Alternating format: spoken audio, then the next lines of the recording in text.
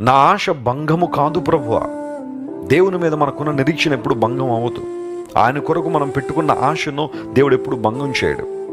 మనుషుల మీద ఎన్నో ఆశలు పెట్టుకున్నావు, రాజకీయవేత్తల మీద ఎన్నో ఆశలు పెట్టుకుని ఉండొచ్చు, నువ్వు నీ స్నేహితుల వైపు చూసి ఎన్నో ఆశలు పెట్టుకుని ఉండొచ్చు, నీ బంధువులను చూసి వారు అది చేస్తారు ఇది చేస్తారని ఎన్నో ఆశలు, గంపెడ ఆశలు వారి మీద పెట్టుకుని ఉండొచ్చు. కానీ వాళ్ళు ఏదో ఒక రోజు నేను డిసప్పాయింట్ చేసేస్తారు, ఏదో ఒక రోజు నేను నిరుత్సాహపరుస్తారు. కానీ నీ దేవుడు అలాంటోడు కాదు కదా. నీ దేవుడు మంచివాడు.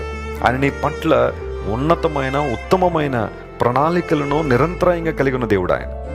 నువ్వు ఆయనకు నీ చేతిని అప్పగించగలిగితే నీ ద్వారా తన సంకల్పాలు నెరవేర్చాలని దేవుడు కోరుతున్నాడు. తన ఉద్దేశాలు ఈ భూమి మీద నెరవేర్చాలని దేవుడు ఆశిస్తున్నాడు. ఎంత బలంగా అంటే అత్యంత ఘనంగా నేను వాడుకోవాలని దేవుడు ఆశిస్తున్నాడు. నీ ఆశను దేవుడు ఎప్పుడు భంగం చేయడు, నేను నిరుత్సాహపరచడు. ఆయన విశ్వాసంతో ఆయన దగ్గరికి వచ్చిన ప్రతి ఒక్కరిని స్వస్థపరిచి, బలపరిచి, ధైర్యపరిచి, తన మహిమతో నింపి, ఉన్నతమైన అనుభవాలతో నింపి పంపించాడు ఆయన.